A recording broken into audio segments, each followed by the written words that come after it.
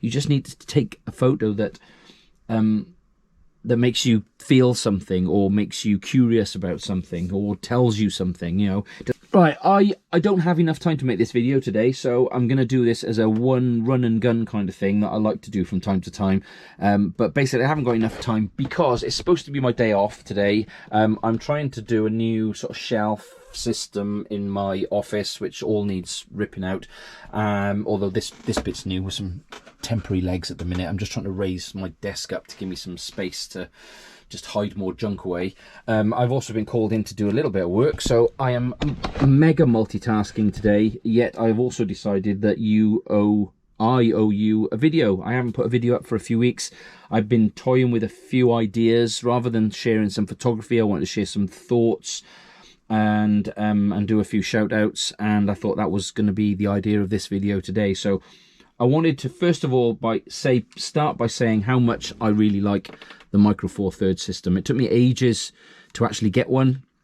No particular reason why I didn't get one. It was just that I never got around to really investigating this this system until recently. So a few months ago I bought the GX1, and if you've been watching my videos, you'll see that I've been using this camera and really enjoying this camera for a few months now.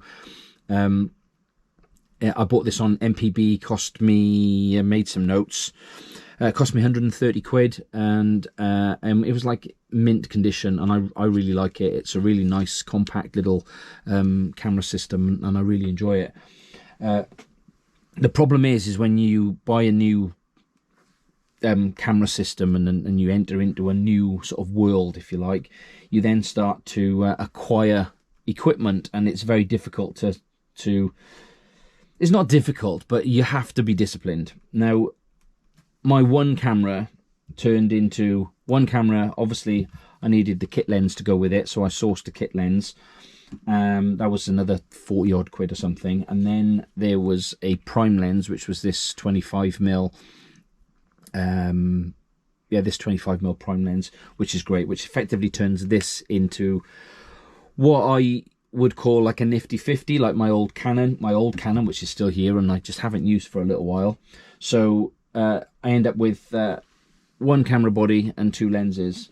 And then of course you start watching videos, and you buy a 7 Artisans 16mm lens, because it effectively turns this into a 35mm equivalent, and it's your budget Ricoh GR3 or whatever. You know, people have these various ways of making these videos sound appealing for different reasons, but for me it was just a slim camera with a small lens. I'm learning to get on with it. I enjoy it. I like it. I like the simplicity of it. Great. I then actually just picked up a little bit of a foreshadowing here to another camera, but I then picked up this Olympus lens. This cost me about 70 quid, and this is a fisheye lens, and I'm enjoying that one at the moment. I haven't shared any photos yet on this channel of photos I've taken with that, but I'm enjoying that. But the thing with Micro Four Thirds is not just lenses. The camera bodies themselves are just so cheap and easy to get hold of. So I picked up the G2. This one cost me 60 odd pounds, 65, 67 pounds from MPB. Not sponsored still. Although I'll put some links below where I think if you spend some money, I might get some money. So have a look below when I figure that bit out. This one's a little bigger, bit of a grip, optical viewfinder, and a flippy screen. This is very similar, if not a little bit bigger, to my Canon M50. This is a bizarre thing, because as much as I like this camera, the fact that it wasn't quite so pocketable meant that I started searching for another camera, hence the Micro Four Thirds. And of course I got to this level, which was nice and slim, and then I end up buying this one, which bulks it out again. But do you know what?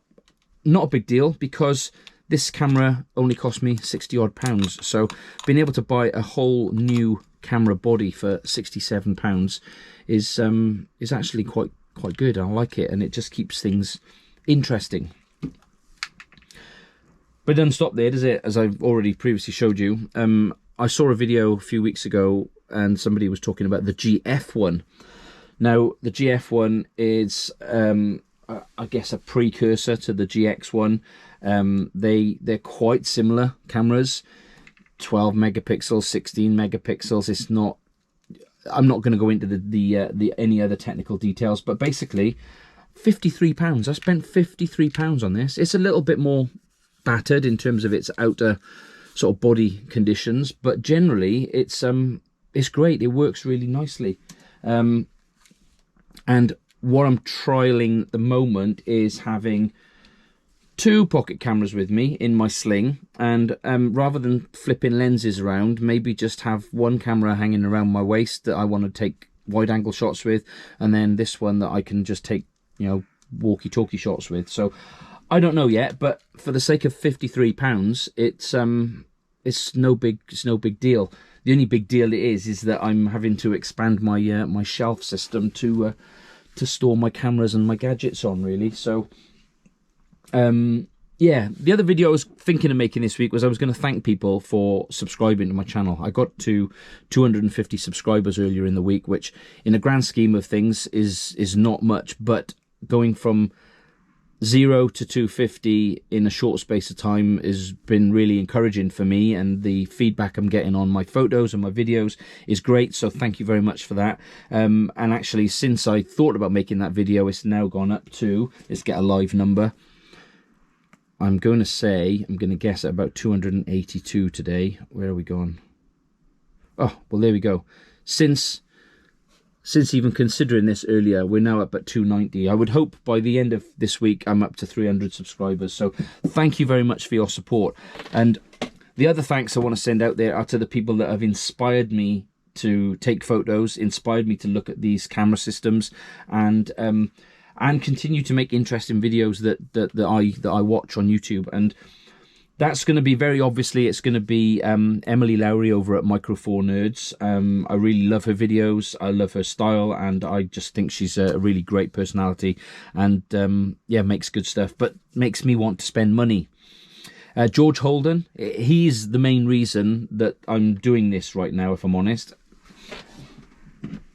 Yeah, notice all the cameras coming out. It was this one, this PowerShot G9. I saw a video that he made on this camera, and that's kind of what sparked this old camera hunt thing of mine. I'm not really using this one at all. I should probably sell it, but I don't like to get rid of stuff. So yeah, George Holden. In fact, I think it was him that mentioned this one as well. So yeah, there's another one who's to blame. If ever I see them, they're in trouble. Him and Emily.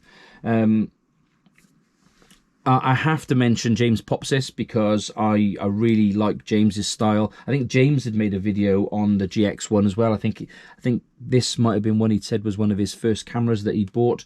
I can't remember, but yeah, James Popsis. Oh, I like watching his stuff, and yeah, I think it was him that confirmed maybe I should give these guys a try as well. And then the other one that I really would recommend is a channel called Snappiness. I think the guy who runs that is called James as well, and he makes lovely videos and really good presentation style, and normally talks about quirky, odd videos and different types of, he normally talks about quirky, odd technology, and yeah, I really like his stuff. Really great. A nice fresh outlook on photography, how, you know, like these 7 artisan lenses, you don't need to take, I believe, you don't need to take fantastic, beautiful, brilliant, sharp, snappy photos.